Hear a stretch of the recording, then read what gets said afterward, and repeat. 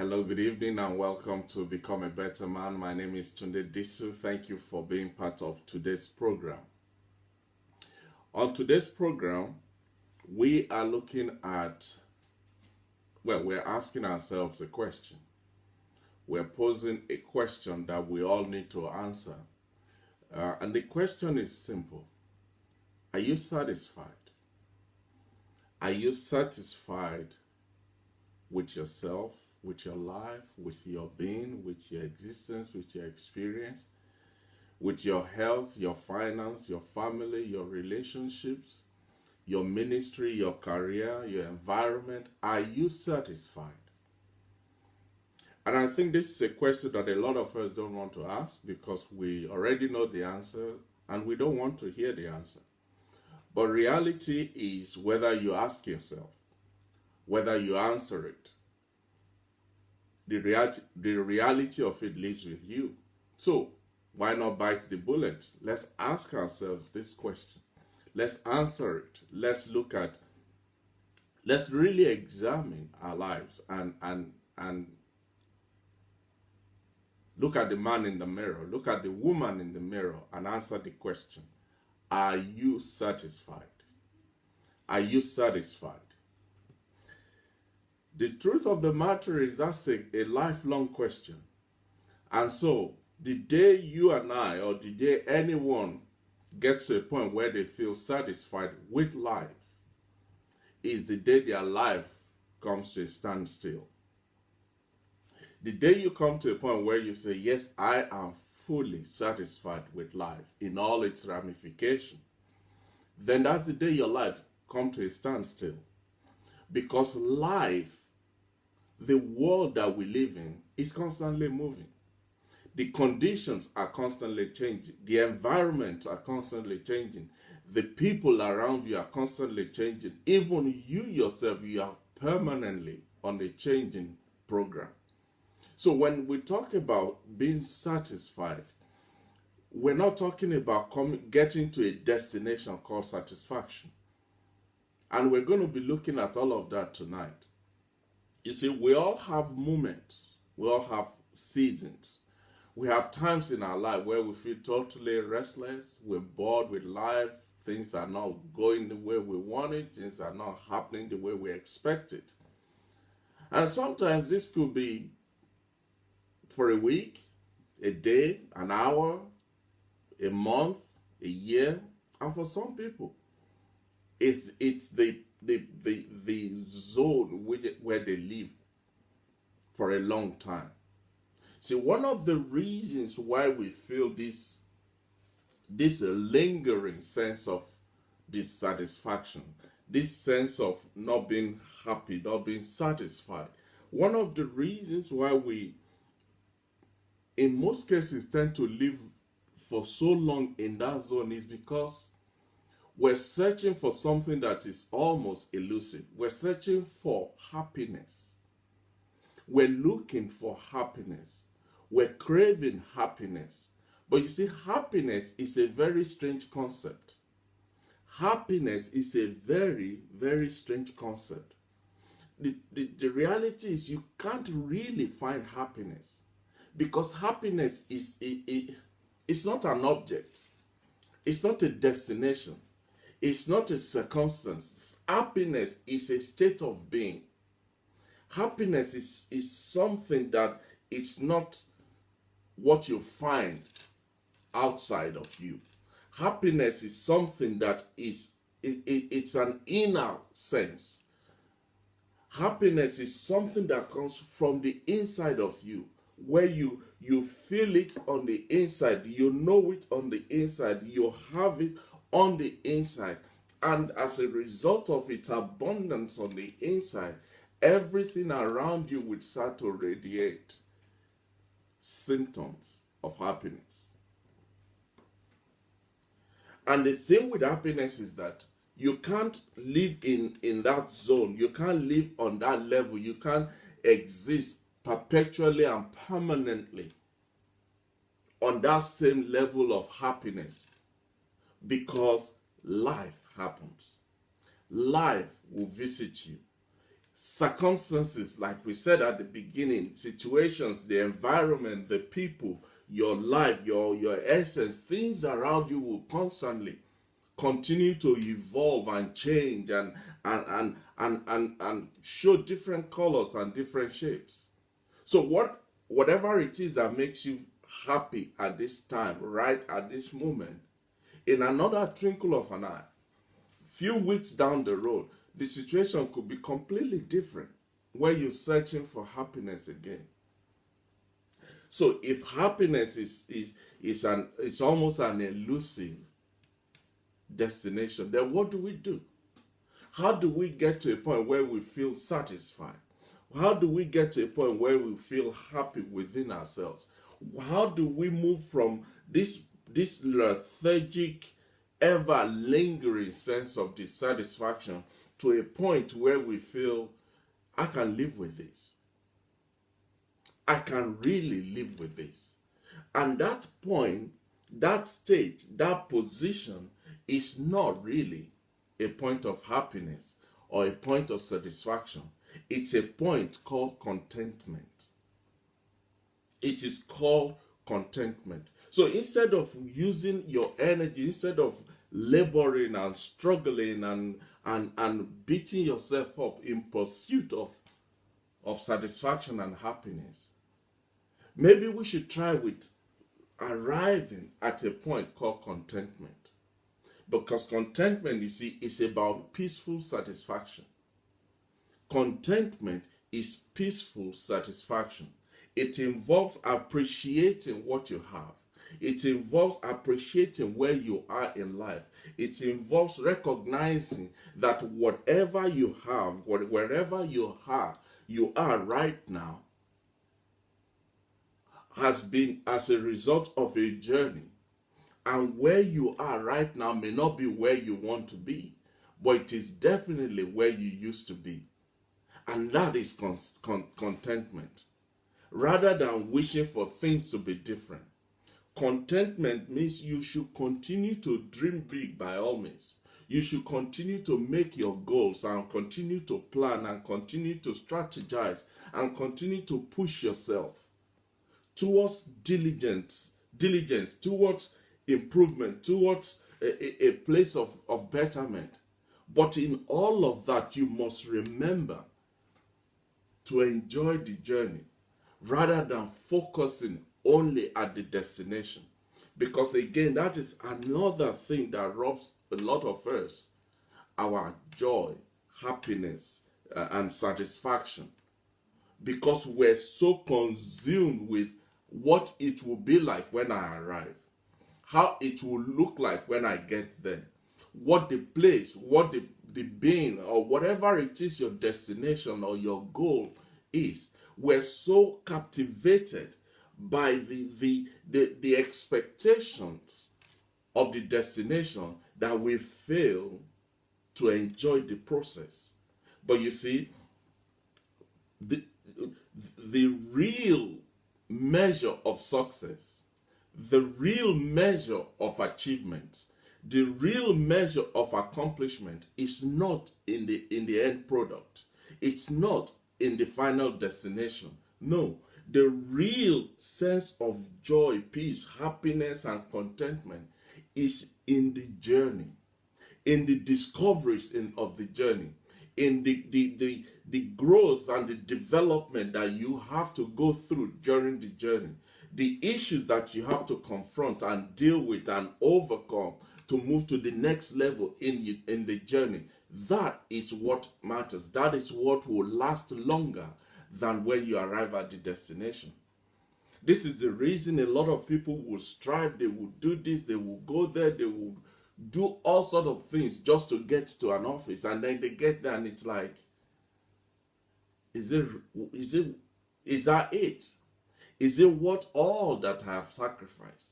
All the compromises I've made, all my friends that I've had to get rid of, my family that I've put on the line, my marriage, my relationship, my walk with God, the essence of my life. Is that it? The strange thing about contentment is that It is possible for you to feel fulfilled on the inside, where you are happy on the inside, where your hunger and your thirst on the inside has been satisfied, even though you still have some outer issues that you are dealing with. You still have outer challenges that you are contending with. But contentment celebrates the good in your life.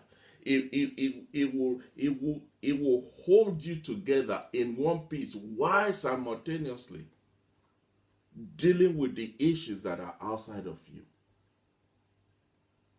You see, where happiness may come and go, happiness may come and go. But being content, being at that place called contentment, is something that you can continually enjoy and graze over and polish over and just continue to evolve and enjoy it, because being satisfied and being fulfilled are what we all are ultimately gunning after. But in order for you to get as close as possible to being happy and being fulfilled, you must learn, we must all learn to enjoy that position called contentment. So as we go through this program tonight, I want to go back to the first question that we asked. Are you satisfied with your life, with your being, with your existence, the things around you? Are you satisfied? If generally the answer will be no to most of us. And so if the answer is no, what can we do about it? What do we have to do about it? How do we progress from where we are now on our journey to happiness, on our journey to satisfaction, so that we can at least arrive at a place called contentment? And then we can rest there, regroup, re-energize, re-strategize, repackage ourselves as we push forward to the next level. So if your answer to the question is, do you know what, Tunde? No, I'm not satisfied. I can tell you I am not satisfied. So it's not a question I'm throwing out and excluding myself. I am not satisfied. But what can we do about it? What change can we take? How can we improve? How can we at least get off this harbor, push the boat, as it were, into the water and start paddling towards our goal? There are things that we must do. There are things that we need to take on board. There are issues that we need to confront. There are situations that we need to embrace. Some of them we need to let go. Some of them we need to hold tight onto. And those are some of the things we'll be looking at on tonight's program. So the first thing we all must do, if the answer to the question is no, the first thing we need to do is to choose. It's a choice. Life is a choice. So we need to choose to live the best of our lives. I know that sounds like, what are you talking about? But you see, ultimately, the direction of your life and my life, the outcome of your being and my being, the evolvement that will come out of this embryo of your life and my life will to a large degree be a product of the decision that we make, the choice that we make. So if you are not happy, if you are not satisfied, maybe you are not even at the stage of contentment, you can do something about it. We all have the capacity, the ability to do something about it. And that first thing we need to do is to choose. Make a choice to live the best of your life. Make a choice today to live your best life. You see, it's not about where you live, what you drive, where you work, the title of your position, the person you're married to, your bank account, your health, and all of that. As good as all of that is, at the end of the day, if you really want to be happy, only you, only you, only you knows what will make you happy. And so if it is because you are the only one that knows what is that thing, or what are those things that can make me and will make me happy, it is down to you and I, therefore, to choose those things. We have to choose those things. We don't have to let other people dictate how we live our lives. Are we saying we should live in rebellion? No. Am I saying we should disregard everybody and live like we're in the Isle of Patmos? No. I'm saying ultimately, use your hands to grab hold of your life and live your life by the choice that you make. Walk your own path without fear or judgment, without fear of condemnation, without thinking, what would they say? What would they think? How would they feel? And this and that. All those things are good. All those people are important. All those people are necessary in your life and in my life. But ultimately, when you put your head on the pillow at night, it will be just you. Not even your spouse lying next to you. It will just be you that will either have a good sleep or stay awake all night. But it starts with, are you choosing to live the best of your life?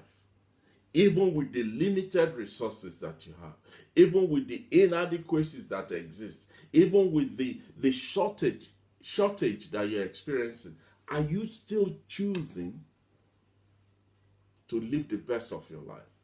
It reminds me of a Yoruba proverbs. Pardon me for those who don't understand Yoruba.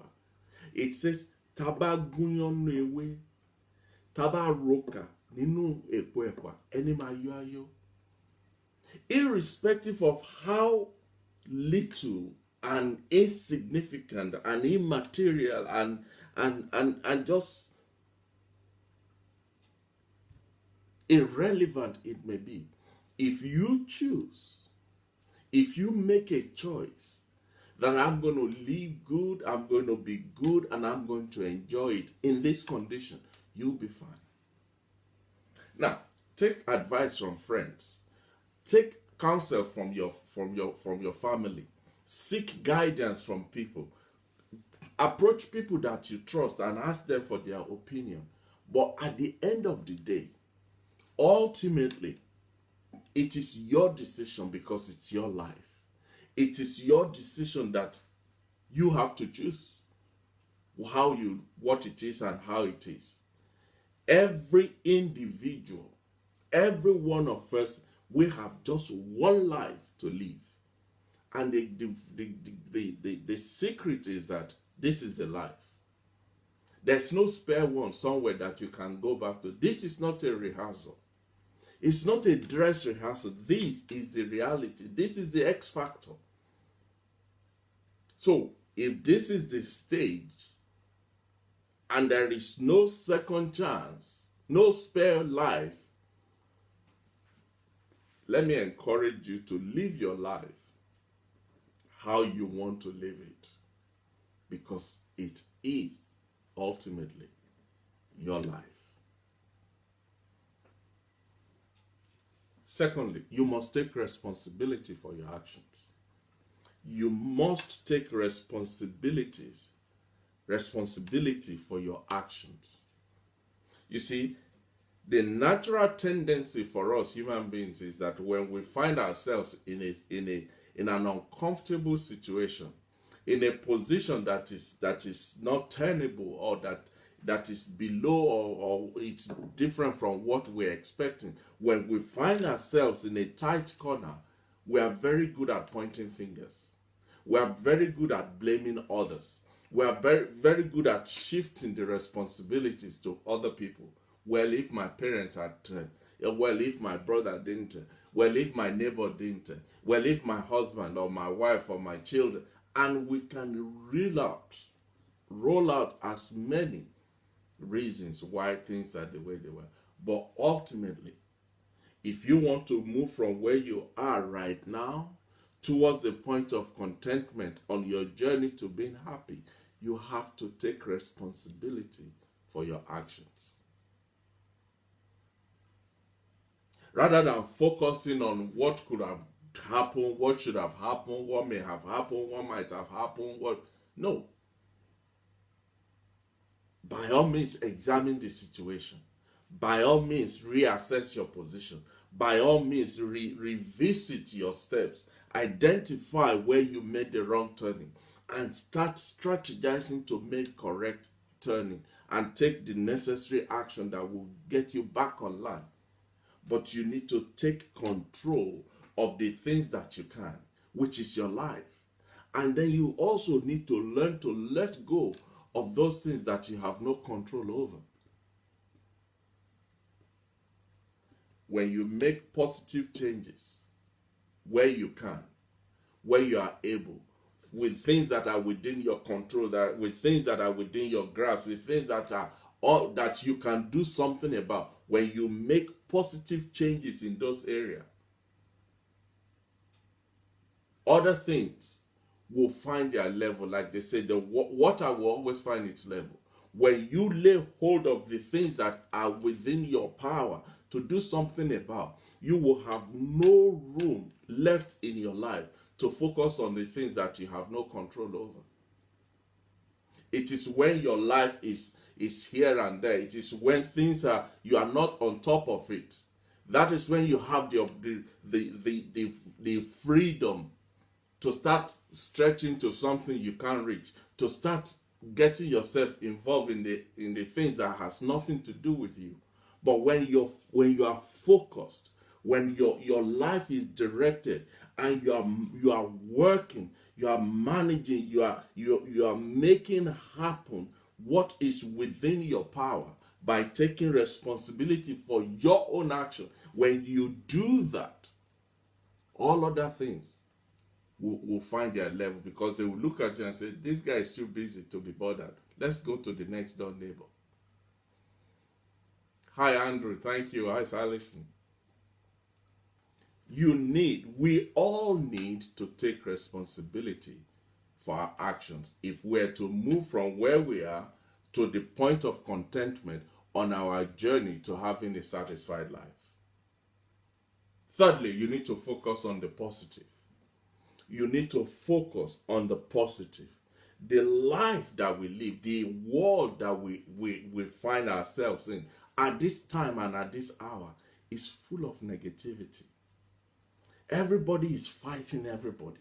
Everybody is against everybody. So everything is not working the way they should be. The weather is changing. The environment is going crazy. The work situation has completely gone to the basket. Everything seems to be conspire against you and I. But still, irrespective of how dark the cloud is, there is always that glimpse, that slither, that tiny bit of sunlight somewhere.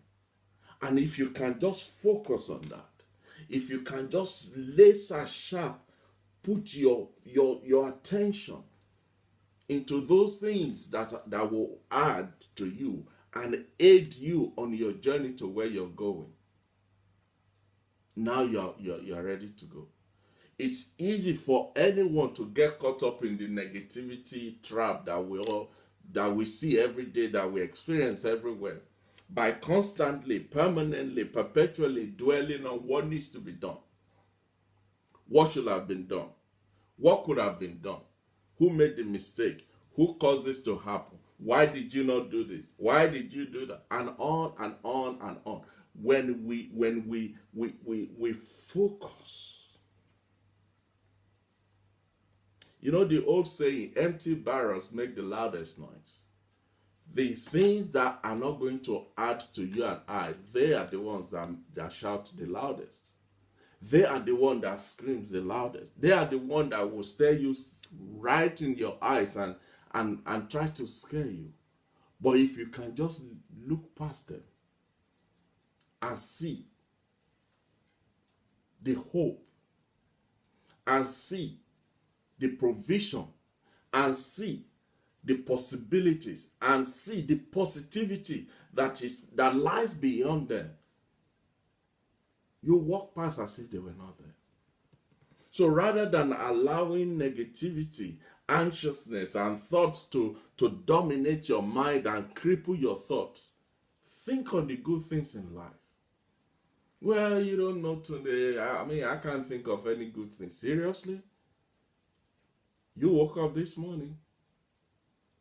You're still breathing. You still got your sound mind. Your organs are still working. Those are good things that you can. Just thinking about that. Just for 1 minute. Imagine for 1 minute. You hold your nostril, hold your breath for I don't know how long you can do, and see how discomfort your whole being will be for that short period. So before you start saying, well, I can't think of anything positive, check again. Check again. Because for every negative thing that comes to mind, there is a positive alternative. For every negative thing that stares you in your eyes, there is a positive alternative. For every negative thing that try to attack you, there is a positive thing that try to soothe you. The choice is, what will you focus on? Because whatever you focus on will develop. When you take your eyes off the negativity and you place it on the positive things, your outlook in life will change. And with the change in your outlook in life, your mindset, your emotions, your decision, your actions, your experience, your everything will change.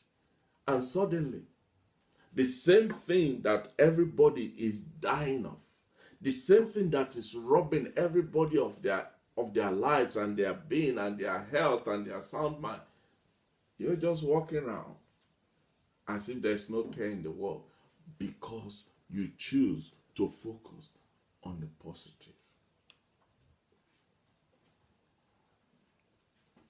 Is this helping anybody? Remember the question, are you satisfied?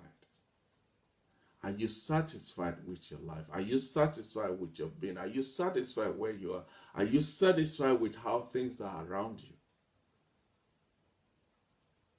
These are some of the things that you can do that will put you on the journey. It might not get you the full satisfaction, but it will set your ship on a course towards the place called contentment, which will be your beacon to say you're on the right path. You're on the right route. You are going in the right direction towards what you're searching for, which is happiness and contentment. Another thing you can do, another thing you need to do is to find your stress relief point. Identify, study yourself, know yourself. Know yourself like the back of your hand, as they say. Every one of us, we are all stressed. Whether you are the queen or the laborer, whether you are the chief executive officer or you are the janitor, whether you're a man or a woman, a boy or girl, old or young, black, white, green, and all the in-betweens, everybody is stressed in one area or another. So if everybody is stressed, it also means there is an alternative. There is the opposite of stress. There is a way to relieve that stress.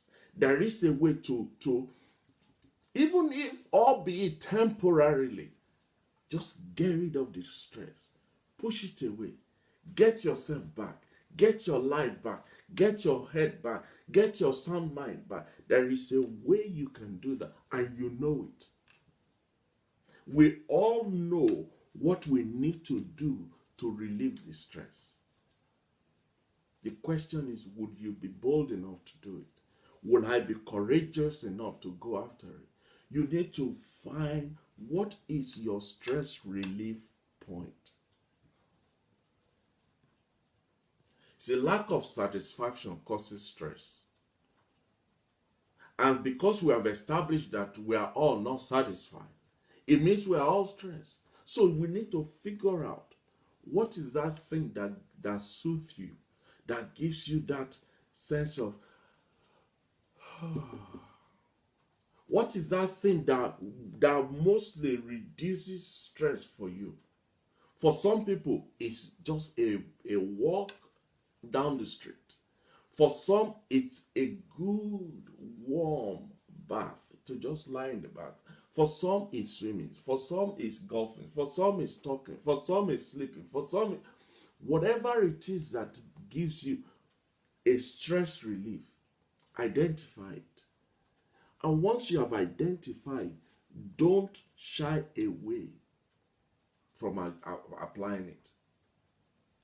Make a point, make it a requirement, a demand on yourself to take time out of your busy schedule and to practice your stress relieving activities on a regular basis. Because when you are happy, when you are relaxed, when you are stress-free within yourself, you will have the energy, you will have the encouragement, you have the motivation to pursue your goal. But when you are clouded and blinded with stress, everything is gone to the basket. Another step that you need to take on this ladder, another step on this ladder towards contentment on our way to satisfaction and happiness, is that you need to, I know for some of us this is a really hard part, but you need to reevaluate your relationships. You need to reevaluate your relationships. Take time out. Take time out and consider one by one after the other. Examine, evaluate, consider the relationships that you'll find yourself involved with. Think about them, each one. Think about how they affect you in your daily life. Because you see, in life, you have leaners and you have lifters. Everybody around you is either a leaner or a lifter. The leaner will subtract from you. The leaner will wear you out. A lifter will add to you. A lifter will lift you up. But you must, sentiment apart, emotions aside, you must determine what is this person? What category is this person in my life? Determine who you want to see you in the fullness of your success. Who is that person, or who are those people that are inspiring you? They're championing you and hailing you and lifting you up. Who are those people that make you happy? And who are those that drag you down? Either by their words, either by their actions, either by their relationship, either by their correspondences, whatever it is, there is, you know it, that this person is not letting me go up. It's not letting me move forward. It's hindering my progress. Not in a diabolical way. I'm talking of in the physical reality way of life. Who is that person that when you come around them, they just you just get motivated, you get challenged, and you feel you can take on the world? And who is that person? Every time you come around them, you want to hide under the table and cry yourself to sleep. Identify them. Those are toxic influences around you. Get rid of them. Be brutally honest.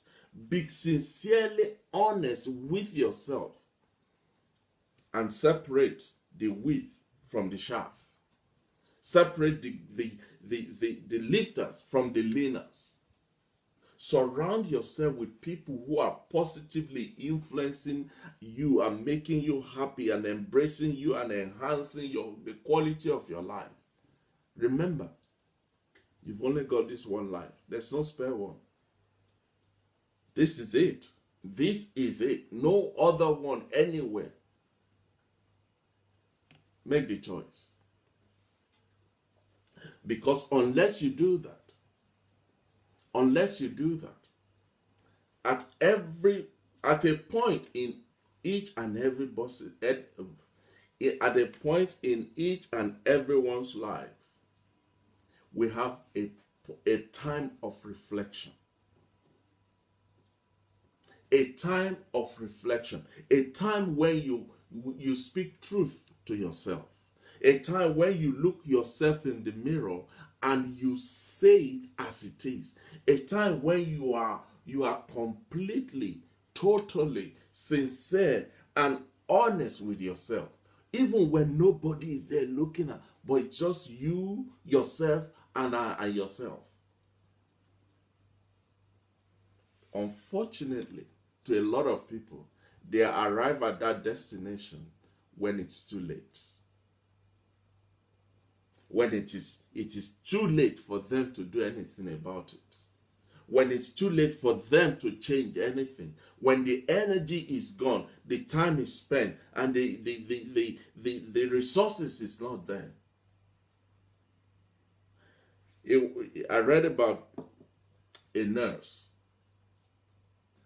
and her area of specialty is to spend time with people that has been given between 3 to 12 months to live the rest of their life, either for terminal illness or age or whatever. But her area of nursing is to spend time with these people. Make their last moment here on earth, make it comfortable, make it pleasurable, give them something to take away, as it were. But you see, according to this lady, over and over and over and over again, when she spends time with these people, men and women, irrespective of who they are and where they are, and they get into conversation. You know, people talk a lot when they think their life is coming to an end. Majority of them, they have regrets. They have regrets in their lives. So when she noticed this pattern, she started to document what they're saying. And over time, she said a pattern started to evolve, where there are 5 regrets, 5 categories of regrets that most of these people have, even on their dying bed and towards the end of their lives. So, if that is to be taken as a sample, as a theory, I think it will do us all good. It will help us in our journey, whatever life we have left, to learn from these people, to examine these regrets that they have. Because again, this is the only life that we all have. And to see how, whatever is left for me here on earth, how can I live to avoid these regrets? And so quickly, we're going to look at these 5 categories of regrets that these people have. Because you see, Unless you know what you are working against, you just be punching air. But if we can establish, if you can use their lives and their stories as a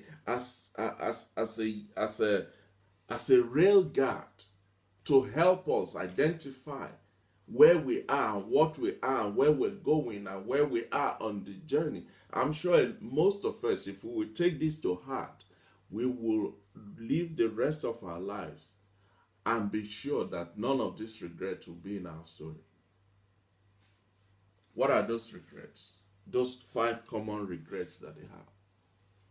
The first one is that they regret that they made life decisions based on what other people think. They wish they hadn't made the greatest decisions of their lives based on what other people think. Being captivated by what would they say, how would they say, what will it look like, what if this and what if that. You see, when you make your life decisions, when you make the vital important decisions of your life based on other people's opinion, two things will happen. Number one, you will end up making a poor career choice. You will end up making a poor career choice. And I want to say this with all humility and the greatest respect, especially amongst us Africans. We want to determine, we want to dictate what our children will become, or what they will study, where they will go, how they will eat, who they will marry, and this and that. Now, don't get me wrong. I'm a father, I have 3 children. There is a place for you to guide them. There's a place for you to help them. But you must remember, ultimately, they are individuals in their own right. They have their own free will. They have their own ability to choose. So when you make your life decisions by the opinions of others, you end up going to study the wrong course or the wrong profession from what you really want to do. You end up doing the wrong job or the job that you don't like just because you don't want that person to be upset. You end up marrying the person that you know that's not the person you left to you would have married. You spend your whole life trying to make that person, those other people, happy while you live a miserable life. Whether you are seeking parental approval or you are pursuing a career, making a poor career choice is a decision that every person will live with forever. You will always remember that day, that time, that point, that place, that exact environment where you know in your knower, this is not what I want. But because I can't refuse this person, because I don't want that person to be upset, then you go down that path.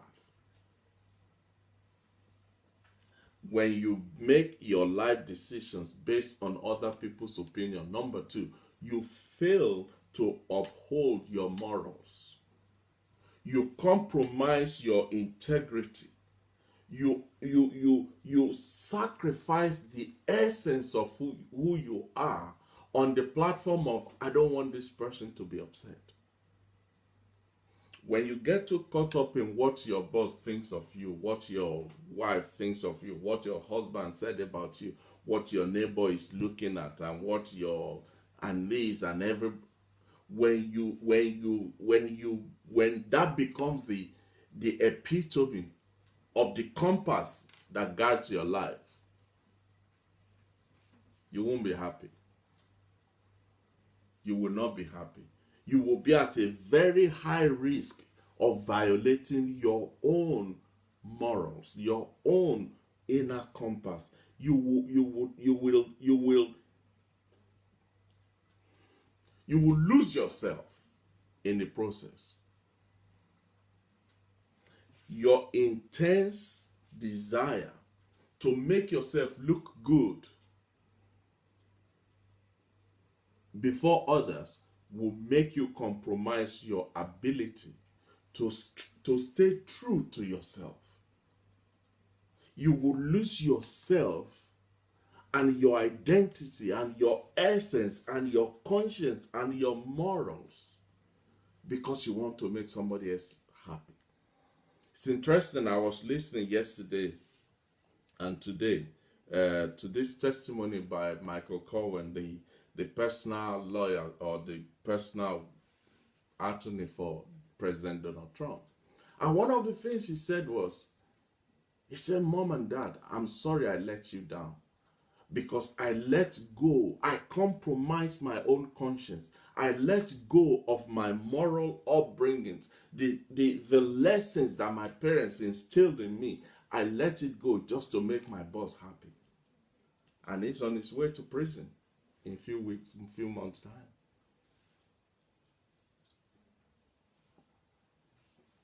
The best way to avoid falling prey to the opinion of others is for you to realize that these people's opinion, that's what it is, opinion. And it is there, not yours. Regardless of how great or terrible they think you are, that's their opinion. That is their opinion. Your true self-worth will come from within you, not by what others think and say or instruct that you should do or you should be. So, the first regret that these people have is that they wish they hadn't made decisions based on what other people think. Number two, they wish they had expressed their feelings. Oh, how ripe is that? How true is that? A lot of us, we go about bottling down how we feel. We are too scared, too intimidated, too whatever it is, to express the way we feel because we don't want somebody else to get offended. Now, there is a place for respecting the other person's view, for accommodating the other person's opinion and feelings and whatever. But when it comes to you not being free, not being able to express your feelings, your emotions, that's a ticking bomb waiting to explode. Because when you keep bottling down and keep suppressing your feelings and your emotions and your feelings and your emotion, a day is coming that the container will not be able to hold the pressure, and boom, it will be not just in your face, but in the faces of all the people you have been trying to please. The best thing you can do, if people are truly if they are truly your friends, if they are truly wishing good for you, the best thing you can do is to be yourself. Put your feelings on the table. Not because you disregard their own feelings, but because they are not psychic. People are not psychic. People are not mind readers. They cannot read what is going on inside of you unless you put it on the table.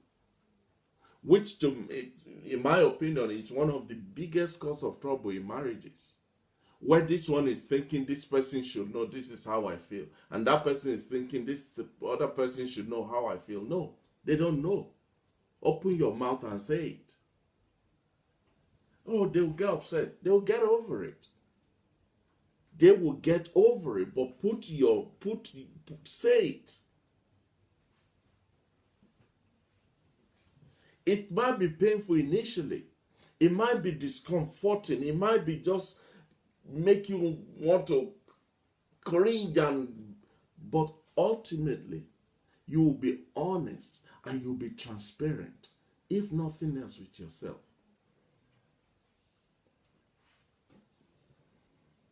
Number three regrets that these people have is that they wish they had stayed in touch with their friends. They wish on their dying days, towards the end of their lives, they wish that they had stayed in touch with their friends.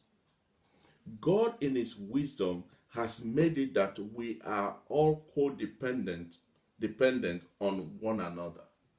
No man is an island. You cannot live a life of isolation. You cannot live a life of just me, myself, and I.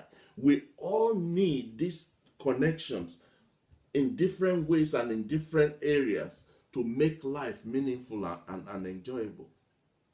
But you see, we become too consumed by the issues of life. When you get caught up in your weekly, monthly, daily routine, it's very easy. It is the easiest thing to do to lose sight of how important people are in your life.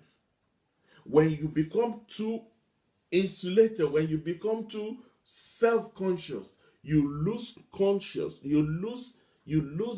the essence of the importance of people in your life, especially those you have to make time for. And the price of true friendship is making time for them, making time for your friends, making time for your spouse, making time for your children, making time for yourself. But we're all too busy. And because we are all too busy, the relationships with our old friends are among the first things that fall off the cliff. Because we're too busy. Oh, don't worry, Jamie will understand. I'm sure Nelson will not mind. I'm sure when I speak to Taya and Kende, they will understand that I've been very busy, you see. Seriously? Unfortunately, what you are missing out when you let go of your friends, especially your old friends, when you let go, when you let the friendship fall off the cliff, you stop spending time with them, you've lost the opportunity of the stress buster that they provide for you, an outlet to just be yourself, to let go of pretending, to let go of acting, to just let go of all the hot air that you've been bottling up. When you are in the midst of people that you call friends, you're relaxed. You are very relaxed. You can be yourself. You can truly be yourself.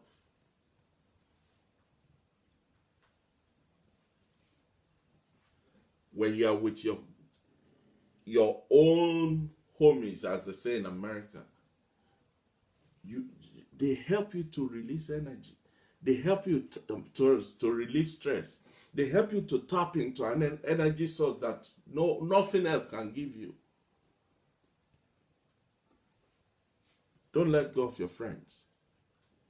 Make time to find them. Make time to communicate. Make time to reach them. Make time to talk to them. Well, I've been calling them for the past 2 years. They have not even bothered to call me back. Call them again and accuse them. Call them and say to them, what's the matter with you? If I come there, I'll slap your head over. I've been calling you for the past 2 years. Have you not got my phone number? I'll give it to you again. Make use of it. True friendship is being open and honest without the fear of, I will hurt their feelings. If you have to walk on eggshells around them, they're not your friends.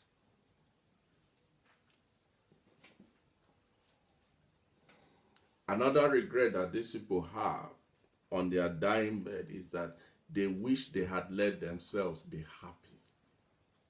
Imagine that. They wish that in all of their lives, they would have allowed themselves to be happy. We make decisions on a daily basis. Loads and loads of decisions are made every day. And they require focus, they require perspective, they require you to add this to that, but in the midst of all of that, you wake up one morning and it's the end of life. You wake up one morning and life is about to run out. And then you realize you spend the whole life running, pursuing, making, struggling, and jumping, and this and that, firefighting, that you have never stopped to be happy. Unfortunately, a lot of people realize this when it's too late. Learning to laugh, learning to smile, be happy, especially when you are stressed. Just burst out laughing. Oh yeah, people will think you are crazy. Maybe you are, but guess what? That stress will go. It's a challenge. It's a daily challenge, but it is one challenge that is worth everything you can give to it. And finally, they wish they hadn't worked so hard. A lot of us, especially men, you want to, by all means, every man wants to provide for his family, want to protect his family, want to be the breadwinner and the cake baker and the chicken maker and whatever, which is great. But working hard, as great as it is, you must learn to just hold back. 2 summers ago, I put an invite out to men and said, guys, let's just come out on a Saturday. Let's go and play golf. A lot of people say, I don't know how to play golf. Neither do I. But let's just go there. You spend the whole year working to pay bills, working working so hard for the sake of your family that you don't have time to hold back and relax and refresh and re-energize your body. And then one day, now you've left that same family in a worse situation than if you are taking 2 days out to just catch your breath, to just relax. We work hard to make money for the people we care about so that they can have what they need, so that we can provide for them, so that we can look after them, which is great. But the reality is, these people, yes, they want the money, yes, they need the money, yes, they like the money, but ultimately, they want you more than the money.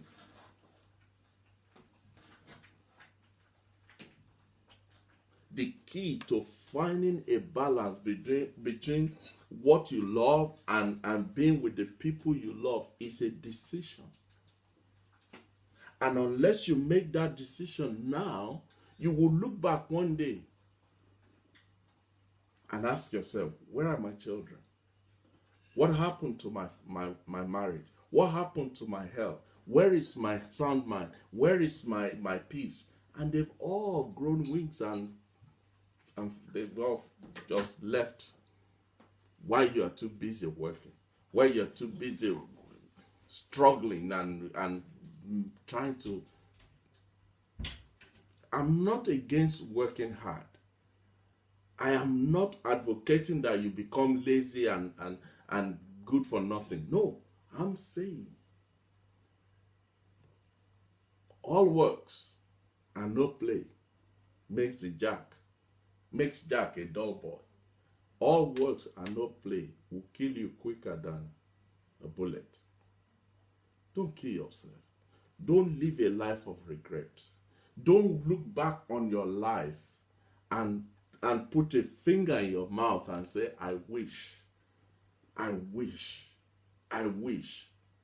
No, don't wish. Do it now.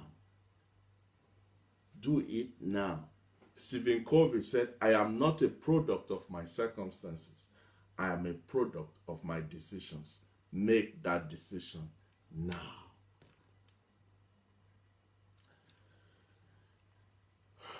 Thank you so much for being part of tonight's program. I believe, not that I hope, I believe this is a message that we all need to listen to again and again and again and again, because there is so much that is in our camps, so much on our plate, so much in our lives about it, that hearing it for the first time or hearing it once will not give you everything included in it. And I am encouraging you. I am appealing to you. There is life to be lived. There is life to be lived. We have a life. It's a gift.